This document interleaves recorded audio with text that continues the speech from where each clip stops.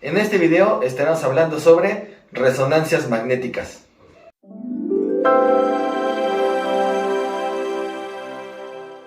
Hablemos un poco sobre lo que son las resonancias magnéticas, específico del cerebro.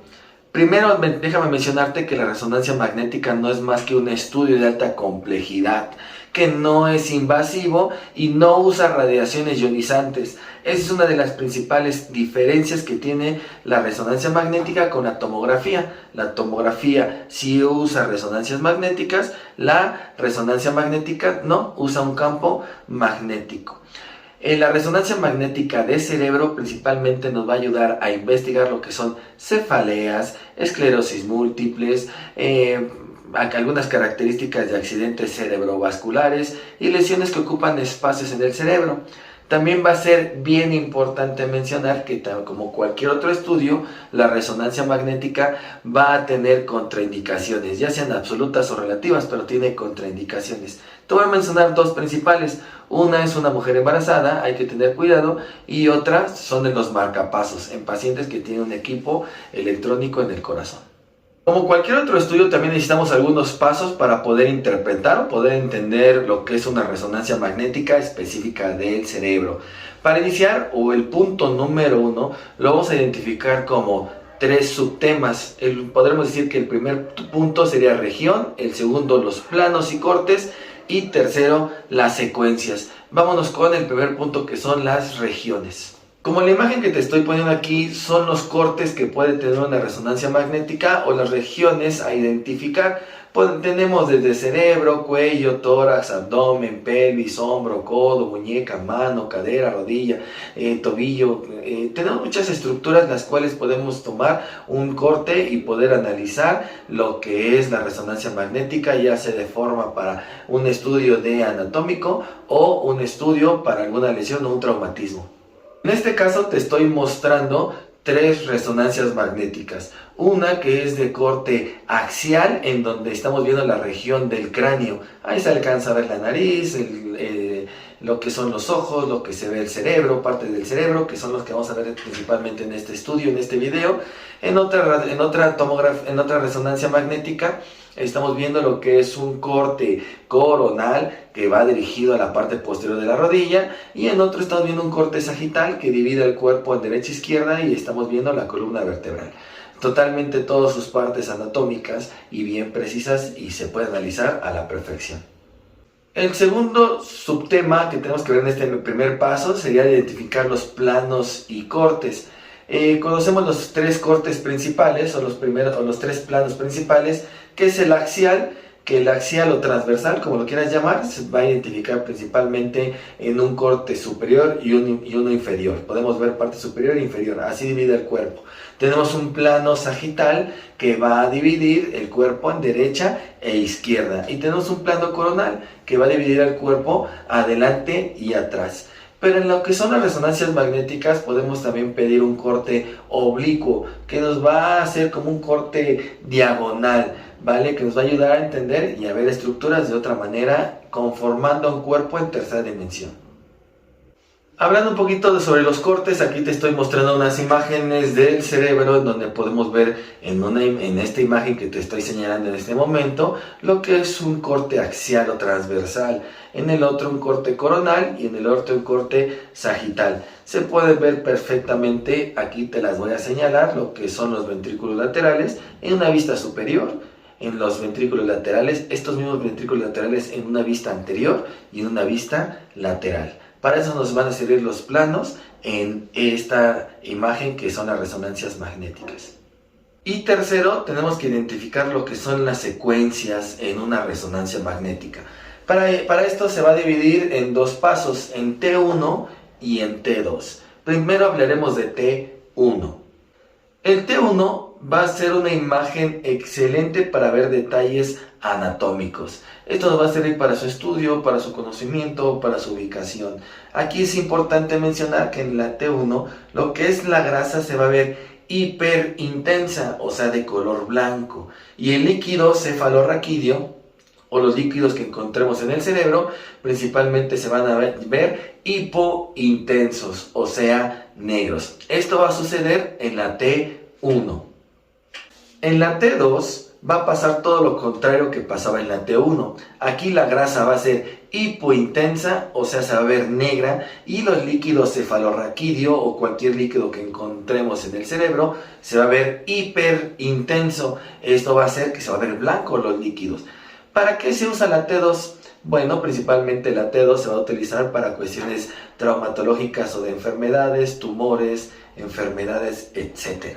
Entonces, un pequeño resumen, podremos decir que T1 se va a estar utilizando principalmente para cuestiones anatómicas y T2 para cuestiones de enfermedades y patologías. Si tenemos que describir lo que es una resonancia magnética como la que te estoy mostrando aquí, tenemos que referir que es una resonancia magnética del cerebro con un corte axial que es T2. En esta siguiente imagen, si la tenemos que describir también, sería resonancia magnética también de cerebro. Aquí cambia el corte, aquí es un corte coronal y estamos viendo que es una T1. Como segundo punto principal de lo que es la resonancia magnética, tenemos que aprender a reconocer las regiones anatómicas. Y aquí se te van a mostrar tres cortes del cerebro. El primer corte que vamos a estar viendo, que es un tronco encefálico. El segundo corte va a ser de ganglios basales. Y el tercer corte va a ser de ventrículos laterales. Vamos a ir viendo uno por uno y mencionar las estructuras que podemos ver y tendremos que conocer para poder analizar una resonancia magnética. En este primer ejemplo que vamos a estar poniendo en este primer corte, te menciono que los números de color azul van a estar referidos a lo que es el líquido cefalorraquídeo o en donde se tendría que encontrar líquido cefalorraquídeo, y los de color amarillo van a estar referidos a todo lo que es el parénquima cefálico, ¿vale? Entonces empezamos por los números azules. Ahí el número 1 es lo que es la cisterna supracelular, el número 2 va a ser el cuarto ventrículo y el número 3 va a ser la prolongación de los ventrículos laterales. En el color amarillo estamos viendo el número 4, que es en la ubicación del lóbulo temporal, el número 5 es la ubicación del lóbulo occipital, el 6 en donde se ocupa el cerebelo y el número 7 la protuberancia. Nada más mencionar que, por ejemplo, en el número 6, en donde está el cerebelo, sí se alcanza a ver la diferencia entre el cerebro y el cerebelo, tienen diferente estructura. En esta siguiente imagen estamos viendo que encontramos en donde debe de haber líquido cefalorraquídeo, encontramos desde las astas del ventrículo laterales, encontramos el tercer ventrículo, prolongaciones del occipital, de los ventrículos laterales y alguna otra cisterna, que recordamos que las cisternas nos ayudan al flujo de líquido.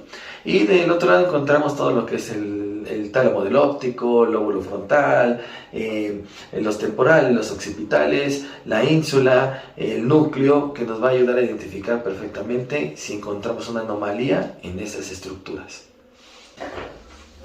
Y en este último corte que te estoy mostrando, estamos observando que simplemente se ven los cuerpos completos de los ventrículos laterales, o lo más completo en este área de corte, y el lóbulo frontal y el parietal. Lógico que se pueden ver mucho más estructuras, necesitamos más cortes de la resonancia magnética. Como tercer punto de la lectura e interpretación, o para poder llegar a entender lo que es una resonancia magnética, necesitamos lo que es la semiología. Y bueno, para iniciar con la semiología, lo vamos a dividir en tres puntos principales: la localización, el segundo va a ser las características y el tercero las anomalías.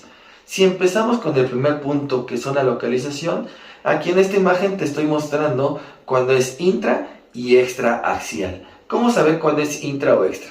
Bueno, cuando es intraaxial es porque solo tiene contacto directo, en este caso un tumor, que vamos a agarrar ejemplo un tumor, que el tumor está adentro de lo que es el parénquima. Y bueno, si el tumor estuviera fuera, como es en este caso, estaríamos hablando que está en contacto con lo que es el cráneo y la parte externa del parénquima. Así es como se puede identificar si es intra o extraaxial. Aquí te estoy mostrando una imagen en que nos puede estar ayudando a la interpretación, a identificar pues, los tipos de grises o de densidades que vamos a encontrar en una resonancia magnética. Estamos hablando de sustancias como el agua, hueso, músculo, grasa, ligamentos y otras estructuras, y como lo podrías ver en T1 y en T2. También en este apartado de la semiología podemos encontrar los tiempos que lleva transcurriendo de evolución la sangre. Aquí estamos hablando desde horas o primer día hasta 14 días después. La coloración que vamos a encontrar en T1 y T2, ya sea en hiperagudo, agudo, subagudo, etc. Ahí te dejo la imagen por si le quieres poner pausa, tomarle captura y guardarla. En las resonancias magnéticas tampoco podemos dejar afuera o no podemos dejar de hablar sobre la identificación de los artificios. Pero, ¿qué es un artificio? Te dejo aquí la definición. Distorsión adicional o error de una imagen que no tiene correlato en el sujeto o en la región anatómica estudiada. En lo que son los artificios, chicos, se puede llegar a confundir con lo que son enfermedades. Por eso vamos a estar analizando a continuación una tipo mnemotecnia que nos va a ayudar a no confundir los artificios con enfermedades. Antes de mencionar cuál es la mnemotecnia para los artificios, te quiero enseñar por qué se producen estos artificios. Y van a existir tres principales causas. La primera, intrínsecas. La segunda, extrínsecas. Y tercera, técnicos. Bueno, en las intrínsecas estamos hablando de los movimientos fisiológicos, como cuáles, los latidos, o también pueden ser las mismas respiraciones, o los movimientos peristálticos que tiene el cuerpo por los flujos de líquido cefalorraquídeo. En los extrínsecos pueden estar involucrados los movimientos voluntarios, con los que tú mismo provocas a través de que te da comezón, de que te mueves por claustrofobia, etc. O la misma vestimenta, ya sea por la ropa, joyas, algún clip, algún metal. Y por último, podemos estar hablando sobre los técnicos, que son desde la sala de escáner, el mismo escáner que tenga un problema, el software de la máquina de resonancia magnética o el mismo hardware. Entonces, estos son los tres motivos por los cuales se puede producir este sistema. Y bueno, aquí te vamos a explicar o te voy a mostrar imágenes de cómo ver los artificios a través de una pequeña mnemotecnia. Estamos viendo aquí en pantalla que puede ser por movimientos, por solapamiento, por truncamiento o por susceptibilidad magnética. En esta imagen se muestra lo que es un artificio por movimiento. Alcanzamos a ver esa línea que realmente no debe existir en el cerebro y fue producida porque el paciente se movió, simplemente la toma así lo captó, y es importante identificarlos para no confundirlos con una alteración o una deformidad. Este es otro ejemplo claro de un artificio de movimiento en donde simplemente una arteria tuvo un movimiento y la cámara lo captó. Los artificios por solapamiento principalmente pasan porque queremos ver estructuras pequeñas o acercarnos a la misma estructura, y al acercarse tanto puede llegar a deformar la imagen. Aquí estamos viendo cómo esta imagen fue deformada ya que la parte superior pasó a la inferior. Los artificios de truncamiento se pueden identificar como si fueran rasguños o simplemente los podemos identificar a través de su coloración. Se van a ver una línea blanca y una línea negra en conjunto de forma armónica. Entonces no los confundamos con alguna deformidad o alguna alteración o patología. Y por último te voy a mostrar dos imágenes de susceptibilidad magnética. Esta primera imagen que estás viendo, estamos viendo un corte sagital en donde esos destellos de luz son por la susceptibilidad magnética, como dice el título, producidas por un diente que tiene una prótesis. Y en esta siguiente imagen te estoy mostrando que por un clip o por un broche en la cabeza puede llegar a confundir o crear alguna alteración y simplemente son artificios.